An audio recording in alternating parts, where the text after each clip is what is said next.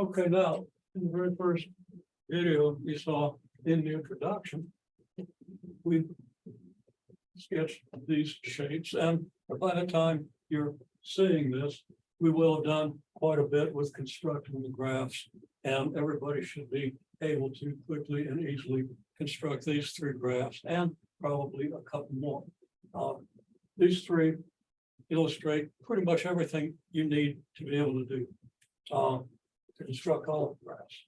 Okay, so what we want to do is we talked about how we can change the shapes or squeeze these boxes, change scales, and so forth. And we haven't really done much with that. So what I'm going to say now is, if you got the y equals x squared graph, we can transform this graph to give us a more general graph.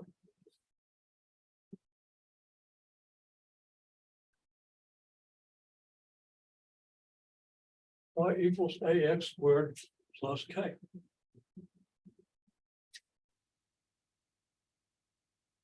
We can transform this to give us a graph y equals a times e to the x. Don't worry about what I mean by transformation. If you haven't seen it, it's going to kind of become clear. But we're actually going to do a little bit of algebra. Okay. And here we could have. Now, this really isn't a transformation of this function.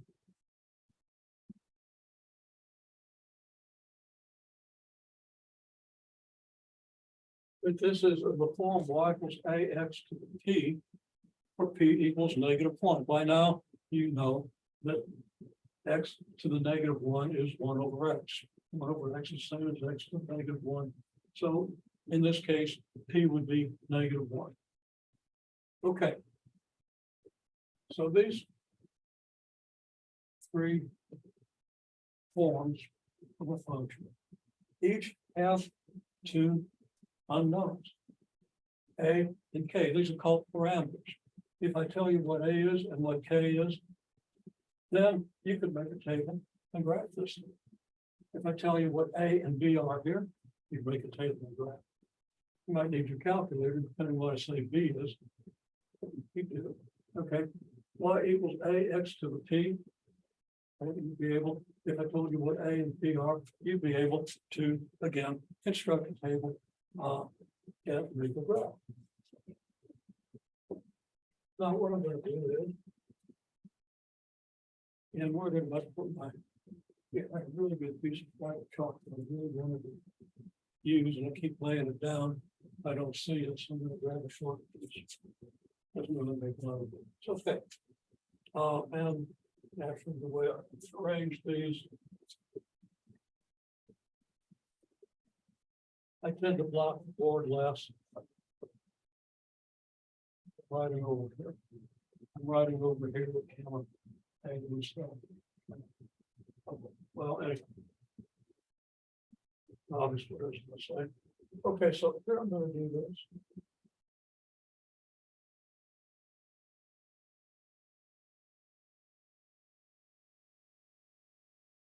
Okay. Let's say we have a point 2, 2, and a point that I'll call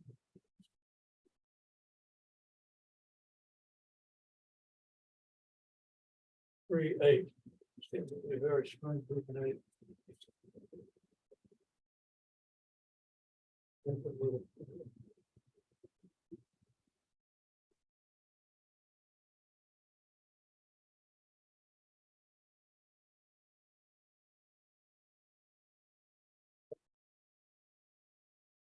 Okay, now what I want to do is I want to take each of these forms and plug the coordinates of these points in for the x and the y.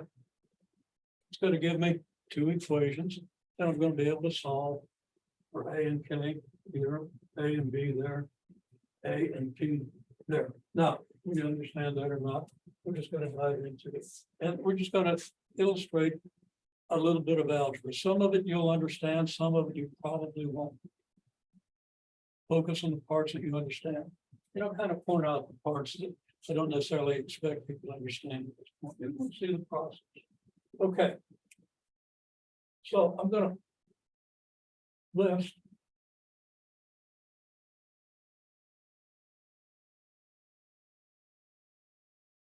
three, 1, 2, 4.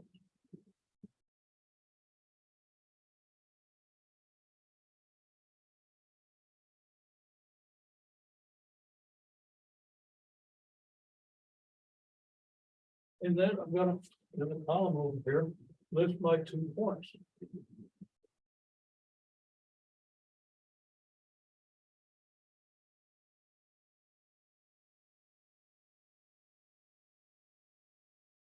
Okay, so the points are 2, 2, and 3, 8. Now, 2, 2 means x equals 2 and y equals 2. X is 2, y is 2. So we plug x equals 2 and y equals 2 in here, we get 2 equals a times 2 squared plus k. Now, of course, 2 squared is 4, but I'm going to just do the plug in very methodically. Okay. And then if I plug 3, 8, well, x is 3 and y is 8. So I get 8 equals a times 3 squared plus k. Now over here, I have y equals a b to the x. So for the point 2, 2, y is 2. And x is 2. So I've got 1, I've got 2, so I have x to be 2. Here, x is going to be 3, and y is going to be 8. So I'm going to have 8 equals a times 3 squared. Okay. Now, again, x equals 2 and y equals 2, so y is 2.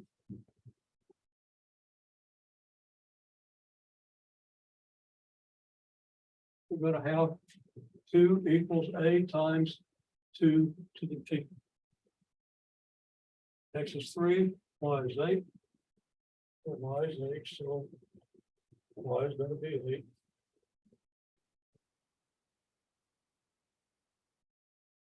We get 8 equals a times 3 to the t. Now, this is a systemic equation. We can solve this system for the 2 variables. Now, you might not have seen a system of equations like this, but assuredly you've seen systems of 2 linear equations, the graph equations, and the straight lines cross, and the point where they cross is a solution of the equations, and then you solve the equations by substitution or elimination. Now, I find that people are pretty shaky on that, but I think everybody should have seen it, and if you didn't, well, you're going to see how it works here. And it works a little differently here than it does for linear equations. Different people have different levels of experience with systems of simultaneous equations. Okay, so I have a system here that I can solve for a and k. I have 2 equations. I have 2 unknowns, a and k. Here I have 2 equations. My 2 unknowns are a and b, and said I was going to be methodical when I did. Does anybody see the mistake I made here? Okay. I must have caught this out of the corner of my eye. I put in a 3 where b and the 3 should have been the x. It's a times e to the 3rd. Okay, no, I didn't really need the parentheses, but there they are. Okay, anyhow, a and b are my unknowns. Okay, over here, my unknowns are a and p. Now, it turns out that we can solve this problem just using very basic algebra. We can solve this problem using just very basic algebra. We can get a ways into this solution until we run into something we can't do.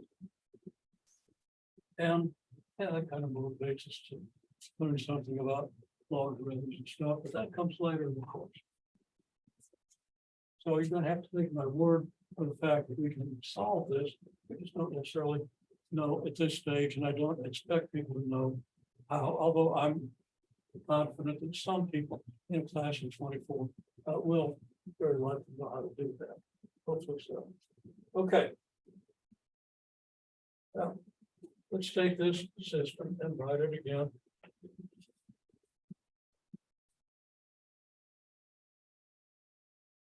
Okay, I write 2 equals 4a plus k, because 2 squared is 4 and a times 4 is the same as 4a.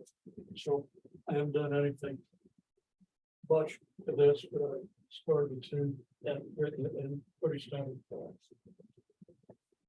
We have a equals 9a.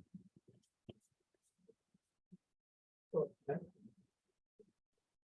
Okay. Well, it turns out this is going to be pretty easy to solve. If I subtract the first equation from the second, then the k is going to subtract off, and I'm just going to be left with an a. And I'm going to have 5a here, and I'm going to have 6 here, so a is 6 bits. We'll do that. You don't have to understand that. Just listening to it, we'll write it out. Okay, so it's going to be an easy system to solve. In this system here,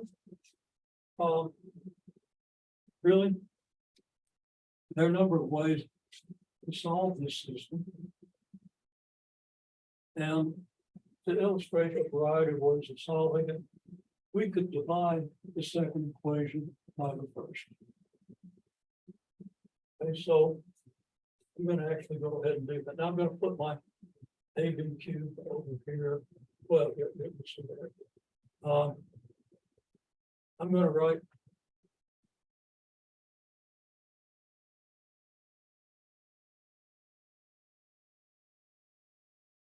AB cubed over AB squared, which is just this divided by this. Well, AB cubed is the same as 8. So over this side, I'm going to write 8 or add AB cubed. And AB squared is 2. So here we'll have AB squared. I'm going to write 2. Now, if I divide this by this, and there's some rules of algebra that you've got to be very clear on in dividing this by this. But it turns out that this is just going to give us b equals 4. And since b equals 4, we can figure out what a is. If we make this b equal 4, we're going to get a times 16. So a times 16 equals 2. And then we divide both sides by 16. We get a equals 2/16, which is 1/8. I don't have room to write that out, so if you didn't understand it as I said it, take my word for it. We're going to write it out. But it's going to be very easy to get a solution here by substituting our value for b back into either one of these equations. Okay. Now this equation, it's going to eventually be problematic. Is still not that hard to make progress on. Okay, so we got 2 equals a times 2 to the p. If we divide both sides by 2 to the p, we get an expression for a. So I'm going to say, well, for this equation, we conclude that a equals 2 divided by 2 to the p. Then we substitute this expression for a here. And use a different color. Okay. So this equation, along with this one, gives us 8 equals 2 over 2 to the 3. Multiplied by 3 to the 3. Now, you see that I have an equation with just P. You know, it's gonna turn out we don't have the techniques unless you've done exponential functions and logarithms and your algebra courses. To solve this for P, but we're down to just one step before we can solve for P. You know, what you should understand is that if I divide both sides of this equation by 2 to the P, this is what I get. I'm going to do a little bit more with that algebra. We'll get a more extensive explanation for those who need it. So if you don't understand it, we're going to address that for you. Okay. In that case, then having gotten this, we replace A here by 2 over 2 to the P. And we get something that we're going to be able to solve eventually. Okay. Now over here. Okay, if we subtract what's in this equation from what's in this equation, we get 6. 8 minus 2 is 6. Is that equal? 9a minus 4a is 5a. And k minus k is 0, so we don't have to write it down. And then we can immediately solve this. And we get a equals 6/5. I don't have room to do it here, but if I plug 6/5 back in here, I just get a number, subtract it from both sides, and I've got 10. Just like here, we very quickly got b equals 4. If I plug b equals 4 back here, I'm going to get it equals 1/8. I'm going to write out the rest of those steps to be sure that we understand them.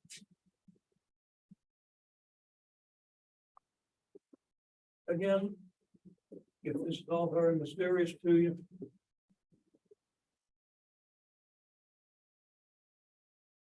we'll do it in more detail and build up the algebra in a way that if we spend the time on it, we will be able to understand.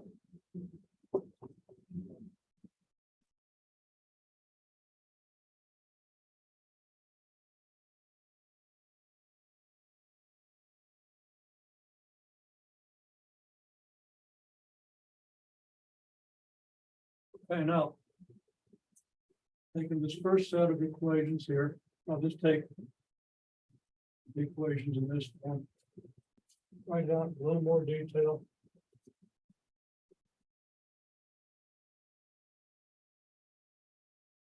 Q equals 4a plus k. A equals 9a plus k.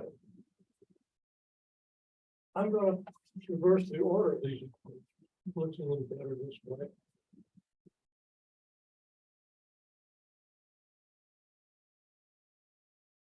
And, you know, I'm going to reverse the order. I'm going to reverse. Well, actually, what I did was I reversed the sides of the equation, and I'm thinking twice about that. Well, I'm not thinking twice about that. But I want to write this equation. State equals. Don't want to write it like that.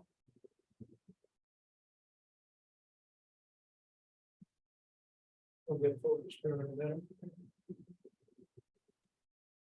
And excuse me, so I'm going to write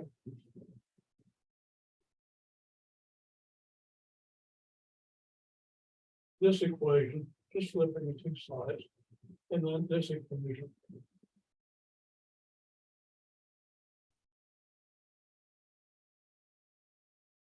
And I subtract this equation from this. So I'm going to use a 1 up here, a circle around it, and a 2 with a circle around it. Just to indicate what I'm doing here, I'm going to say, well, the 2 with a circle, well, the 1 with a circle around it represents its equation. The 2 with a circle represents its equation. And I'm saying that now I'm going to do equation 1 minus equation 2. Just going to keep track of what we're doing. Okay, so if I do 9a minus 4a, I get 5a. I get K minus K, I get 0, 8 minus 2 is 6. And then I divide both sides by 5 and I get A equals 6 over 5. Now that I know what A is, I'm going to take my value of A. I'm going to plug it into my first equation. And out of that, what am I going to get? I'm going to get 2 equals 4 times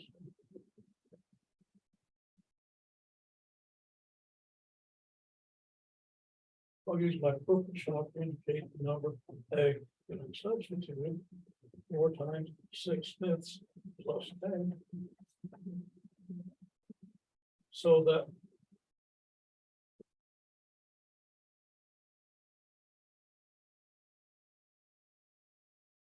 Q equals 24/5 plus K. And I don't like writing fractions. If I can help it in equations. Too many opportunities for errors. So I'm going to multiply both sides of this equation by 5.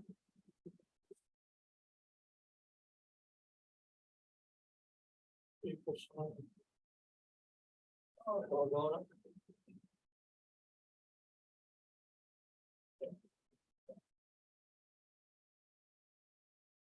5 times 2 is going to equal 5.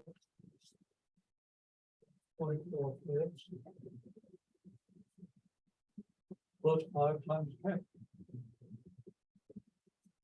So I multiply each term in the equation by 5. So this equation is true, this equation is true. So this gives me 10 equals 24 plus 5K. Subtract the 24 from both sides. Take that into delivery. Put it in the sides.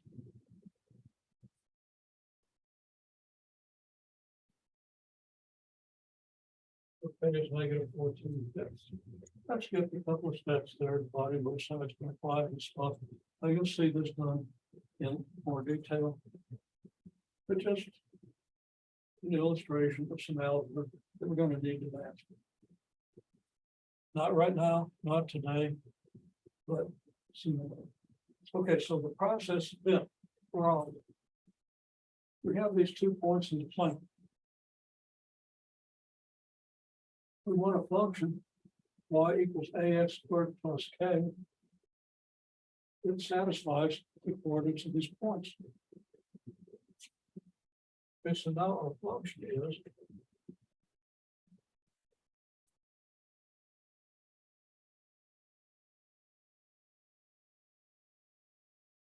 y equals ax squared plus k. A is 6/5.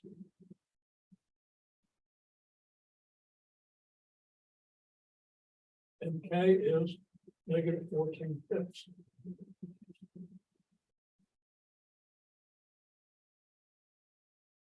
Write that as y equals 6/5 x squared minus 14/5.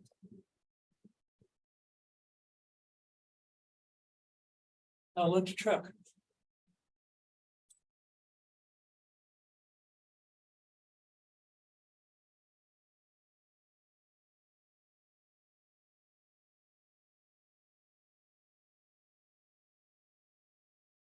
Check to see if 2 2's on the graph. Because our premise was that the function has this form and the point 2 2 lies on the graph. Now, I didn't work this out before. Okay, so it's possible I made a mistake. And I don't really know whether I did or not. I won't until I check it. If I made a mistake, there's a point that I'll make, which is that you always want to check. If I'm lucky and did all the algebra right while I was trying to explain it, then you don't have a problem at this point. You'll have plenty of opportunities to see you make mistakes. So hopefully I didn't do one there.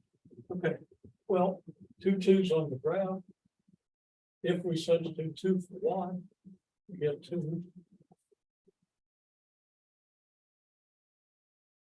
6/5 x squared will become 6/2 squared minus 14/5. So the 2 would equal, well, 2 squared is 4, 4 times 3 is 24. We get 24/5 minus 14/5. Now, do you really understand fractions? Do you understand how to subtract this? Well,